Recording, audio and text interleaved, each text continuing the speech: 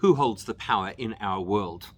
Who held the power in the Yaakov-Esav relationship? Because we do find that Yaakov calls Esav at certain points, my master, and I am your servant. We see that before there's a Jewish king, there are kings from Esav's descendants, and yet the brocha is supposed to be, V'rav Yavoy Tzoir, that Esav is supposed to be subjected to Yaakov. So what's really going on?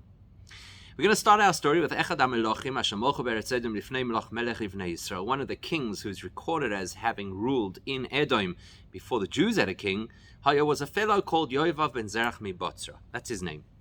Rashi explains, what's the Torah telling us? Botzra me'orei Moavi.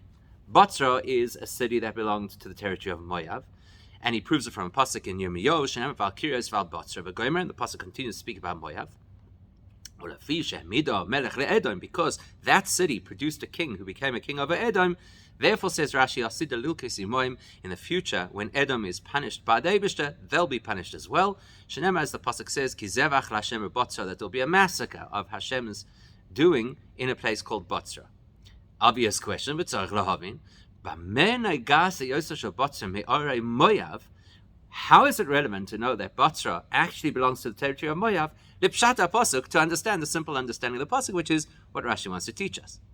So yesh meforshim, some suggest shebozetiritz Rashi, that Rashi is actually trying to explain madul hutzachakasav meikara loidi anu me'ayin bo. That the obvious question is, why does the Torah have to tell me where this fellow Yovav ben Zerach comes from? That he comes mi Botzra. And the Meforshim say that the Torah wants us to know that place Botzra will be incorporated in whatever consequences Edom faces. Why? Rashi will explain, because they provided a king to Edom. That's how the Meforshim explain it. The Rebbe is going to say there are two glaring questions on that explanation. It's not a clear or sufficient explanation. Because, there's two questions. Aleph, you're trying to explain to me what this has to do with the pshat. Your explanation also has the same question. What does it have to do with the pshat? Here, the pshat is telling us who the kings of Edom were before there was a Jewish king. Why is it relevant to the pshat to know that in the future there'd be some kind of punishment of Edom? Why is it relevant here? The context of the parasha is not speaking about the future, certainly not the time of Mashiach, and certainly not the time of whatever consequences Edom will face. So why would it be relevant? But besides that, the key question here is, all of the kings listed over here, with one exception, the pasuk tells us where they came from. In none of the other situations does Rashi tell us why we need to know where this king came from. So why now? Besides that, you say, when it comes to the final king on the list, the Torah goes into tremendous detail. And adds, not only that his city of origin was a place called Pou, and other information. His wife's name was Meitovel. In more detail, Bas Matre, Bas Mezahav, who she was the daughter of, who she was the granddaughter of. Rashi doesn't explain why the Torah loads on so much detail for a particular king. All he does is he interprets what the meaning of the words Mezahav is. So why here would he suddenly feel compelled to explain why we need to know where this king came from? We move on, which clearly indicates that the simple explanation will not raise any question why his city is mentioned, because that is normal in the context of a normal pasuk. So we're back to square one. What is it that compels Rashi to explain why this king came from Botzra? Now, in order to understand this, before we can answer this question, we need to look at the greater context of the relationship between Yaakov and Esav as individuals and Edom and Yisrael as nations. So let's analyze the pasuk. Let's go back to the pasuk that introduced how there would be these two great nations that would emerge the nation of Edom and the nation of Israel. That happens when Rivka is pregnant. She's not sure what's going on inside, so she goes to the Navi, and she's told, Shnei goyim bevitnech, there are two nations within you, Shnei le'umim mimeyayechi paredu, and two superpowers that will diverge from when they leave the womb. Those two superpowers will struggle always for superiority. And eventually, V'rav Yavoi Tzoyer, or maybe it's not eventually, V'rav Yavoi Tzoyer, and the more powerful will serve the younger one. Now Rashi comments on the components of this pasuk, and it's intriguing what he says. V'sham, in that pasuk, Al Eloi Miloi Miemotz, when the pasuk speaks about these two superpowers that will conflict or will struggle, Piresh Rashi explains, what does it mean they will struggle? Lo yishvu b'gedula, they will never share the same status of greatness. And therefore, when one rises, naturally the other will fall. That's with regards to lo'oim miloi miematz. But the next part of the pasuk that says v'rav yavoi tzoyer, or the end of the pasuk that says that the greater will serve the younger, lo pirish muma. Rashi doesn't explain anything about what that means. Ve'nei move on. That's strange. Comes in. If we think about it logically, if the seesaw effect of these two nations is that as one rises, the other rises, the other one declines. How does that fit with the conclusion of the pasuk, which is generic, v'rav yavoid tzoyer, that the greater will always serve the younger? The implication of that pasuk is that it is constant. And it's not something which vacillates up and down depending on who's on the rise and who's on the decline. And in fact, the Medrash tries to explain it by saying, if the younger is zoiche, deserves it, then the older will serve him. And if he doesn't deserve it, it's going to switch roles, and he'll be serving the older. Rashi doesn't quote that Medrash. So Rashi is making a distinction clearly between the concept of kom and noifel versus the concept of who serves who. And we'll analyze what that means. In order to analyze it, let's look at the other part of the pasuk, because there, al shnei goyim bevitnech, when Rivka is told that there are two goyim in her womb, Pirish Rashi says it is spelt goyim, or it's pronounced goyim, but geyim kasif. It's actually written geyim, which means great individuals. Says Rashi, who the great individuals? Elo Antoninus veRebbi v'chulei. It's Marcus Aurelius, emperor of the Romans, and Rabbi, who lived at the same time of him, Lahavdil, the leader of the Jewish people. And they had a tremendous relationship. So in other words, Rashi says goyim over here refers to great individuals, whereas Val Shnei Leumim, when he uses the word Leumim in the pasuk, Rashi says Kosav Ein Leum Ela Malchus. The word Leum must refer to an entire kingdom. Aha! So the pasuk is now speaking about the relationship between individuals and the relationship between nations. V'hainu Shedivrei HaKosav Shnei Goyim Goyim Shnei Leumim Goyim Einam Kefal Lashon. It's now clear from Rashi that the Torah is not repeating the same theme in two different ways of saying it. For poetic license or whatever. Instead, the Torah is actually describing two separate scenarios. When it speaks about the two so-called nations or superpowers or whatever word you want to use, that's talking about Yaakov the person versus Esav the person, and the individuals amongst their descendants like Antoninus and Rabbi. Whereas when it speaks about the two nations, that's that's two kingdoms and how they go head to head with each other. Move on, which helps us to understand these two factors that are listed in the pasuk, on the one hand, v'rav yavoi tzoyer on the other, which we thought might be contradictory, are directly related to the first part of the pasuk, the superpower conflict. That's koya malchus Yisrael Yaakov and malchus Edom Esav. When we say that they're going to conflict, that means that there's a nation of Yaakov or Yisrael and a nation of Edom that will always be in a seesaw effect. In their interactions, sometimes one has the upper hand, sometimes the other has the upper hand.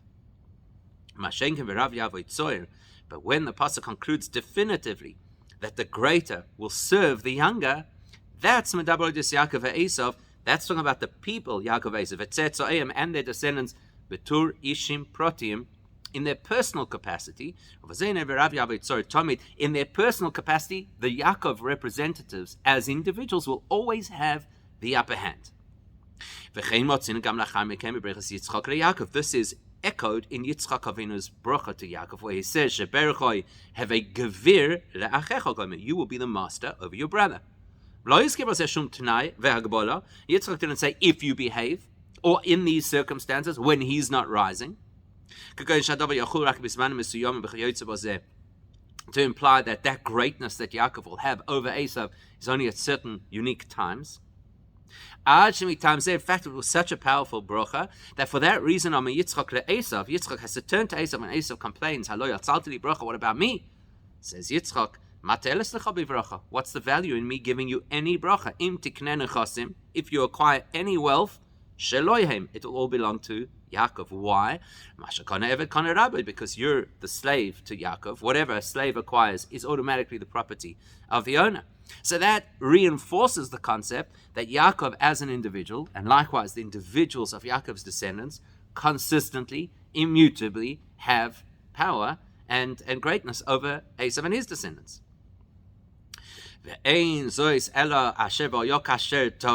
All he does say, Yitzchak says to Esav, when Yaakov's descendants go off the derech, when they transgress Torah, then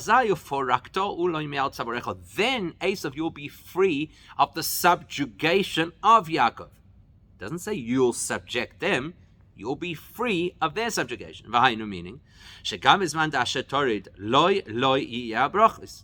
that even at the time that the Yidden don't chas v'shalom behave as they should, that doesn't mean that now Esav gets their brachos instead of them.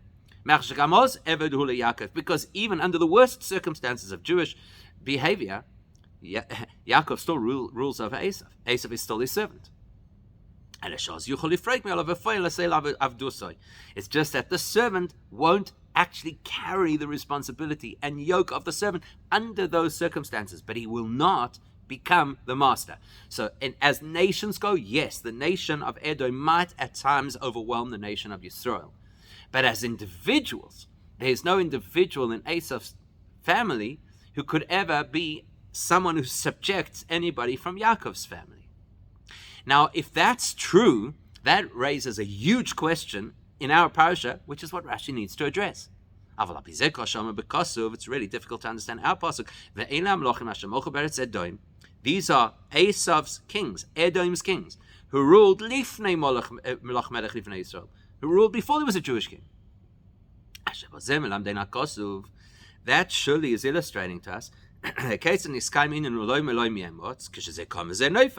So surely that's telling us when the one nation rises, Edom's kings rise, there's no Jewish kings. And then when there's a Jewish king, there's no Edom kings.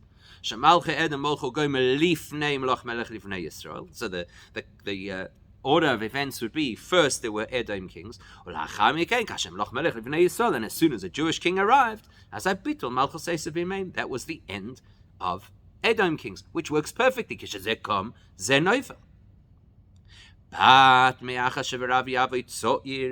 But seeing as there's a consistent status of Esav being the Eved to Avraham, to Yaakov,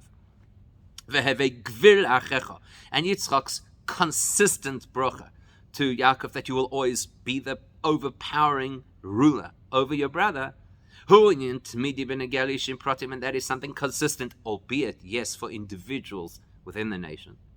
And as we've illustrated, even at the time when the Jews are not behaving as they should. So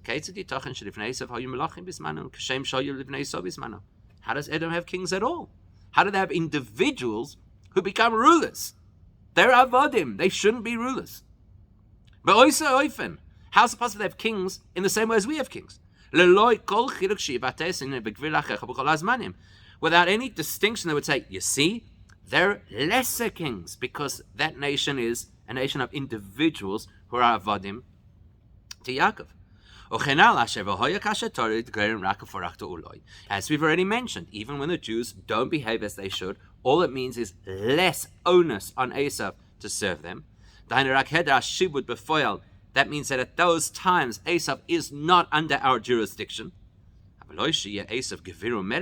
there is no indication anywhere that Esav has the power or the bracha to become a ruler, a king, a gevir. So how did it happen? That's the question Rashi is grappling with. The answer is, that's what Rashi is showing us. Look, the parasha addresses this concern. That's why the Torah tells us that king of Edom, look where he came from. He didn't come from Edom. Not one of those kings is a genetic Edomite. Says the Torah, that's exactly what we're showing you over here clearly. The individuals who led the nation of Edom could rise, but there's no individual within Edom who could be that person who causes it to rise. Where did those individuals come from? From other countries and other nations. That's what the Torah is telling us. Says Rashi, with one big exception, surely. If you know the story, Yovav ben Zerach mi Botzra sounds like an Edomite. So once we acknowledge that the Torah wants us to know that there is no such thing as a king from Edom, a king must come from another nation and then be accepted by Edom as their leader, what about this guy? There are two reasons to believe that this fellow Yovav actually came from Edom. Number one, he's called Yovav, the son of Zerach. You know who Zerach is? He's mentioned in the Alufim, in all the leaders of Esav. He's mentioned as one of their leaders. Number two, there are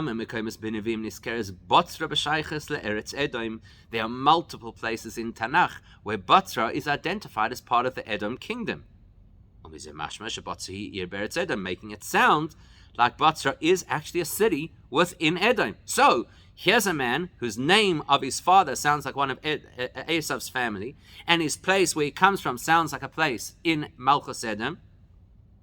How do you now explain that no, Edom doesn't produce kings? Well, what about him? Rashi has to address that. To tell us that Botzra is not geographical Edom, it is geographical Moav. And he brings a clear proof. The pasuk that he quotes from Yirmiyahu, go look up the pasuk and you'll see the entire context is speaking about cities within the land of Edom. The pasuk actually summarizes it by telling us Val Kol Ore Eretz Moav Gomer, and all the other cities of the land of Moav. And therefore, that would also prove Yovav ben Zerach, that the Zerach who's mentioned over here as the father of this king Yovav is not the same Zerach mentioned in the Alufei Edom. He's not a descendant of Esav. He comes from Moav geographically and genealogically. You'll say, so what about all those places in Tanakh where Botzra is so clearly associated with Edom? Rashi says, I'll explain to you. Because they provided a king to Edom, they are in the catchment area of Edom when Moshiach comes, and they will therefore have to pay the price. Therefore, in all of those places in Tanakh where it speaks about the retribution against Edom, Botzra is mentioned over there, because Botzra is part of the fallout that's going to happen at that time to Edom. So Rashi is not explaining this because we need to know where this guy came from. It's because his name and place might have misled us from the pshat. So with that in mind, that Rashi's intention by telling us that because Moav produced this king, therefore it is Botzra produced this king, therefore Botzra is going to be punished together with Edom. It's not just to make some kind of a generic link between the two places. Rashi wants us to know why it makes sense that Moav of Sobotra is mentioned together with Edom, even though it's not part of the Edom kingdom. Rashi's explanation is because in the future when Moshiach comes, they will be included in the retribution against Edom. So the fact that Rashi taught us that will actually help us get clarity on another detail within Rashi's explanation. What did Rashi bring to prove to us that Botzra belongs to Moav? So you've got to pay attention. It's a very interesting thing that the Rebbe picks up over here, a detail that the Rebbe picks up, which at face value doesn't seem to make sense. The amazing difference of where you place it, etc. So Rashi says, how do I know Botzra belongs to Moav? Because the pasuk says, Val Kiryo is Val Botzra v'hoisich ve'goimer. It says because of the pasuk, and he says, etc. But the pasuk that is supposed to tell us that there will be retribution against Botzra when Mashiach comes, Shasid Lilkos Imoim, Hetek Rak, there Rashi only quotes from the pasuk, Ki zevach l'Hashem beBotzra, there'll be a massacre of Hashem against Botzra, Leloi v'goimer, without an etc. V'lecho'oira ipcho mistavra. Surely, logic would have said the etc. should have been swapped. Look why. Remember, the first thing Rashi wants to prove to us is that Botzra is one of the cities of Moav. So for that, Dai B'Teves Val Kiryos Val Botzra. All I need for that is an association between Botzra and another city that I know belongs to Moav. Levadon, that's all I need. The Kashem Shakirios Hi Me'ore Moav. Just as I would know that Kiryos belongs to the land of Moav.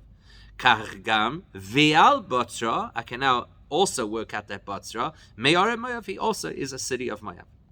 What the pasuk then continues, Val Kol Ore Eretz Moav, all the other cities of Moav, Sheromas Rashi Beisofas v'Gomer, which Rashi alludes to with his etc.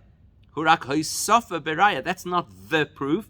That just consolidates the proof we already have. So what do I need the etc. for? Why draw my attention to that part of the pasuk? I already have the information I know.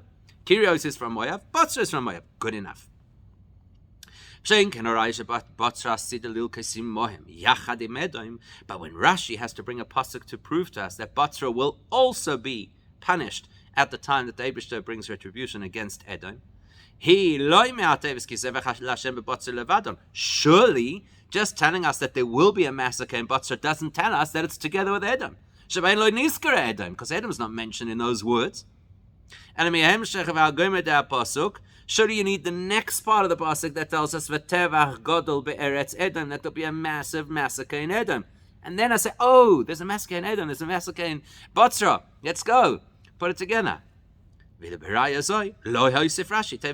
there, where we need the etc., surely, to draw our attention to the end of the pasuk, Rashi does not put the etc. Why not? Shlomo Habir was a beautiful explanation. Let's start with the second pasuk first. There will be a massacre in Botzra, and there will be a butchering in Edom. Actually, when I look at that pasuk in context, it might undermine Rashi's interpretation. What's Rashi's interpretation? Shebotzra hi me'arei Moav. He first wanted to tell us that Botzra belongs to Moav. And the connection here to our story is that Botzra will in the future have an association with Edom. So if that's the point, that Botzra is the so-called collateral damage of Edom, then this pasuk doesn't tell that story. Because it doesn't make sense that you first mention the secondary fallout, the collateral damage, Zevach L'Hashem Botzra, or la'achar mikain, and only after that, lo hoisif, you add es ha'ikra v'asiba, the key why Botzra is being affected, which is v'tevach godu be'eretz Edom, that there'll be this butchering in Edom. So Rashi doesn't want to draw our attention to that part of the pasuk because we may misinterpret it to mean, hey, actually, doesn't sound like Botzra is just dragged along with Edom. It sounds like Botzra is part and parcel of Edom. Even though you might have been able to explain with a bit of a push, which we probably would have to explain from Rashi's perspective, that it's an unusual vav. Most of the time, the letter Vav is a conjunction. And here it's Einoi Vav HaMoisif Shapi Zeyuk Shekanal. The Tevach Gadol is not, besides the attack in Botzra, there'll be a greater attack in Edom. And Vav HaMafsik, it's the more uncommon Vav of separation, which happens sometimes in Torah. Things are distinguished with a letter Vav. But that's already a whole elaborate explanation. The pshat is that this pasuk does not really fit with Rashi's explanation. Therefore, Rashi did not want to draw our attention to that part of the pasuk, and he deliberately left out the etc. Okay, now that we've established that there are two methods that run, there's the nation rising and other nation falling that happens between Edom and Yisrael. And then there is the reality that no individual from Edom can ever hold sway over the Jewish people because it's always Verav Yavoid So'ir. We have a big problem then going back to the beginning of the parasha. Surely Yaakov knew all of this, and surely he heard the bracha that he got from Yitzchak. Why does he give Esav so much respect? Once Rashi has told us that it is always the case that the Esavs of the world serve the Yaakovs of the world, we should have a problem based on the beginning of the parasha. Why? Because the beginning of the parasha tells us Yaakov sent a delegation to Esav, he told his representatives, Koi Soimrun, this is what you should say, La doini le'esav, to my master Esav. Koi Omar Avdecho Yaakov Gomer. This is a message from your servant Yaakov. Lagid La Adoini, to address my master, to find favor in your eyes. Not only did he say it with words, the parasha continues to show us Yaakov sholach doron le'esav. Yaakov sends a very elaborate tribute to Esav. And not only that, he bowed to him 7 times. And many times in their discussion, he referred verbally to Esav as his master, and himself as the servant. All of that behavior is the exact opposite of the message that the Esavs of the world must always be subservient to the Yaakovs of the world. Okay, but you could argue that at a pshat level, which is Rashi's interpretation of the Torah, maybe it's not such a big question over here. Because according to pshat, you could say, look, I could work this out with quite a clear logical line of thinking. If Yaakov had the concern that maybe he sullied himself with sin and therefore he siyara Yaakov Shem lo tiskaim hahaftocho amufureshes shel HaKadosh Baruch Hu Eilav, that if he did an avera, it might have cancelled a direct promise from Hashem to him.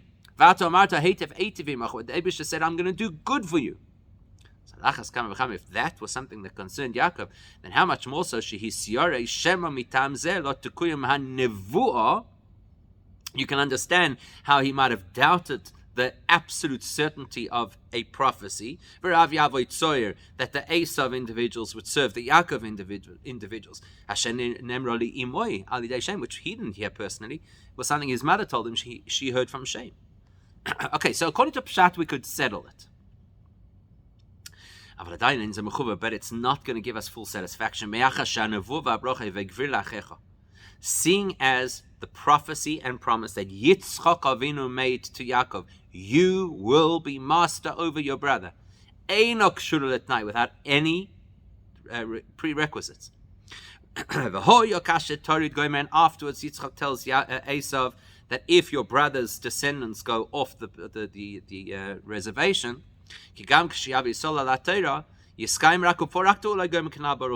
all it will allow you is less subjugation to Yaakov, not control over Yaakov. So we're back to the big question. How could Yaakov behave in a way that is the exact opposite to and total contradiction of his father's unlimited bracha to him? His father tells him, you'll be the master of your brother. What does he say? My brother, Adoini, myself, Avdecha. How does that work? And now there's an intriguing medrash that says Yaakov nena shalkach, that Yaakov suffered later for having done this. For having called Esav his master. But we know from Chassidus very well, every one of the Avos was a complete vehicle and conduit for godliness throughout their lives at every single moment. Move on, you have to appreciate there's no scope for anything inappropriate in their lives. And they certainly don't sin. Yes, they might refer to certain behaviors in context of themselves as sins. It's not the literal translation of a sin, rebellion against Hashem. Or you can actually see it in this story. Even if you go with the medrash that says Yaakov suffered for having given this kind of credit and respect to Esav, Kedivrei Chazal, yet in practice, the Gemara quotes exactly the story of Yaakov and Esav to teach us a practical way to live, that you can actually give some kind of credibility or credit to bad people in our world because it keeps the peace, so to speak. So what's going on over here? There's a massive question. Yaakov knows the truth. He's a makava for godliness. The truth is, I'm the master. Esav is the servant. Why is he calling it the other way around? There's a profound explanation in Chassidus. Mavur b'Chassidus. Asher b'shorshoi Esav na'le miYaakov. If you go to the spiritual point of origin of both Yaakov and Esav, Esav's higher. That's why he was born first. Through Yaakov's interactions with Esav and his transformation and elevation of Esav, Yaakov actually benefits. Yaakov is illuminated with a godly energy that is beyond what he is naturally capable of accessing. Okay, so Esav is a complete chaos and a failure on earth, but where his neshama comes from is even greater and higher than when Yaakov's neshama comes from. Toyu Tikkun.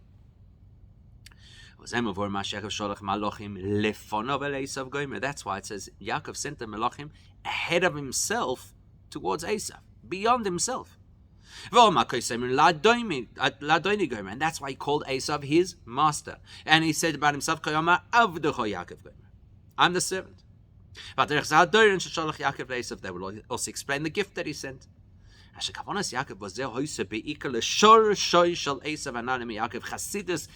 you can see it in the Torah on this week's parasha, Teras Chaim. Chassidus explains who is the Esav that Yaakov is speaking to when he says Adoni. Not the human Esav is standing with his 400 mercenaries. He's talking to the shoresh of Esav's neshama, which is such a lofty dimension. Taka, you're Adoni. You're beyond me. You're going to service me. You're going to empower me. You're going to lift me. That's in Chassidus.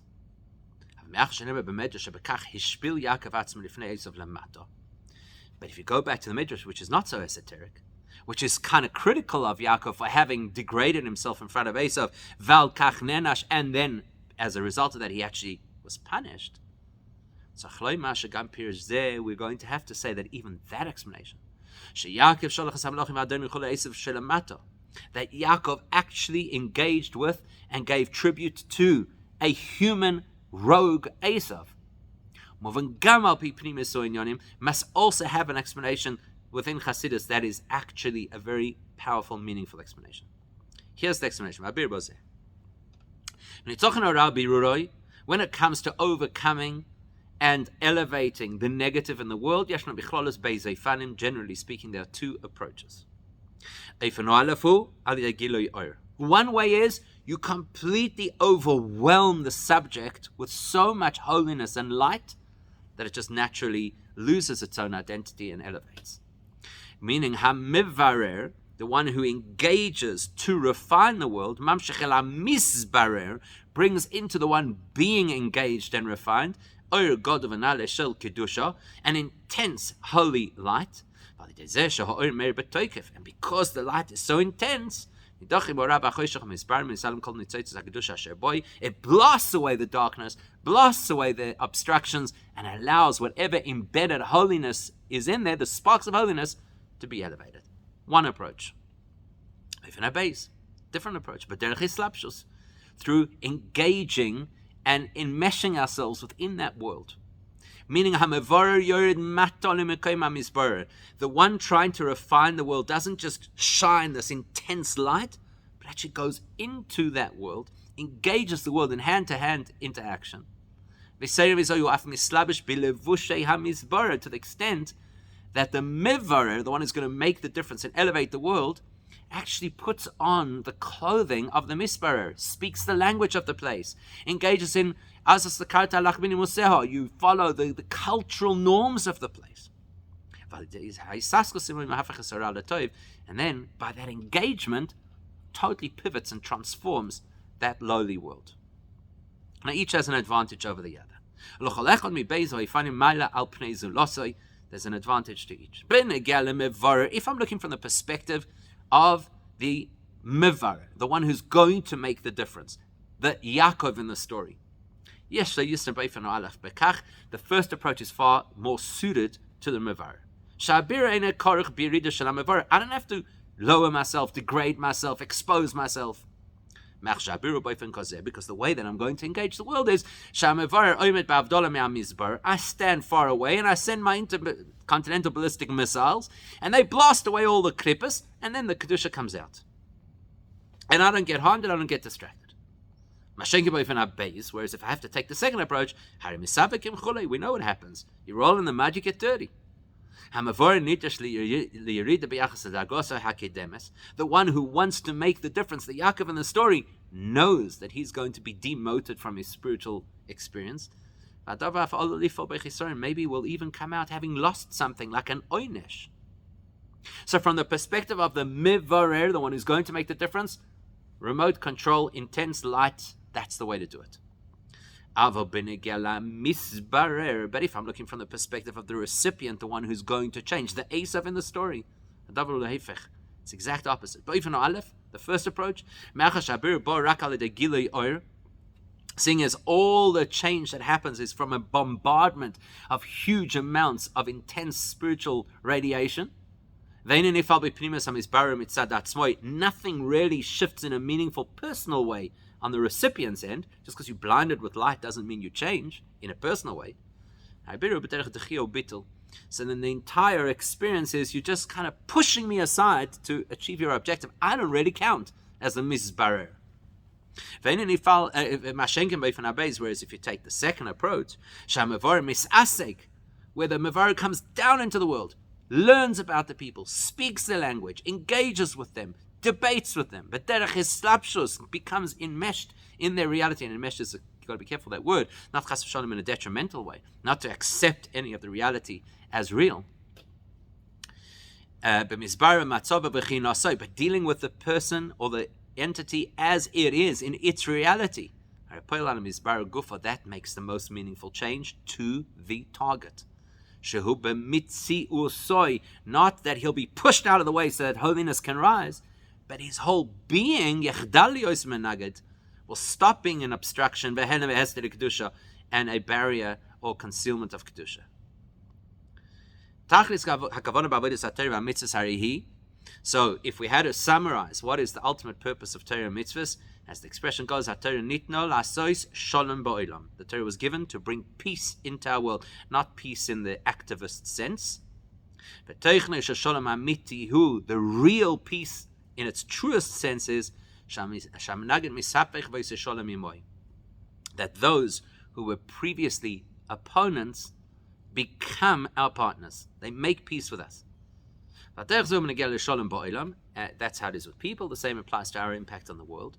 The natural state of the world is to obstruct and conceal godliness. Our goal is to turn the world into a place of peace. That which previously blocked godly waves, should become a generator of godly waves. And you're going to see this in the practice of Torah. Torah went from being this supreme, divine, infinite wisdom and came down into discussing what happens if somebody breaks your window. And got engaged in the things that are determined by the tree of both positive and negative. That allows us to enter in the world, manifest in the world, engage the world, and turn it from the inside out. That's how it is with Torah. You can even have such a descent into this world, like the Rabbi Yeshaya says, I've dirtied my clothing. Play with the words, and you see in that word egolti, in order to redeem the world, to liberate the world, birur haklipa, to refine those things that are obstacles to kedusha. Like the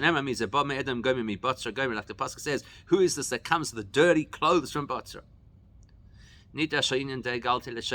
So you want to pull out of Edom, you want to pull out of Botzra, you've got to be willing to get dirty clothes over there. So to speak. You read this, which means that the Shechina itself enters the domain and reality of the Klippas. So Torah comes down into the world, Shechina comes down into the world, and the same must apply to tzaddikim who are like their creator, our example being Yaakov Avinu. There are times where tzaddikim step down from the elevated spiritual place, and they completely engage within the reality and experience and mindset of the target. And sometimes they do such an effective job of entering the space that needs to be converted, elevated, that they actually have to themselves do some repair work afterwards, like Yaakov Avinu is Nenosh. But they'll do it because that's what Eibishter wants. That we should bring the shalom, the concept of godliness and so-called peace, into the physical world, mitzad the physical world, not to superimpose it, but to transform the world around. That's why Yaakov bows before Esav and calls him a master. Not only in the abstract spiritual sense that he's looking to the shoresh of Esav and saying, I defer. He's talking to the human Esav with all of his hang-ups. Even though the template is supposed to be Esav should be serving Yaakov. Because Shlemus Habirda Esav, the ultimate way to transform Esav is Kashev Esav mitzad atzmoi moide. It's when Esav of his own accord comes to realize and acknowledge that he should be serving Yaakov. Look at daily Folzos, you want to get there. You want Esav to recognize and embrace the concept of serving Yaakov. You're not going to get there just by superimposing this great spiritual light that's going to dazzle him. It means Yaakov and his descendants getting into Esav's world, speaking their language, which means that the Mevarer, the Yaakov, the Jewish person, is not where they need to be. And might even lose out certain spiritual opportunities.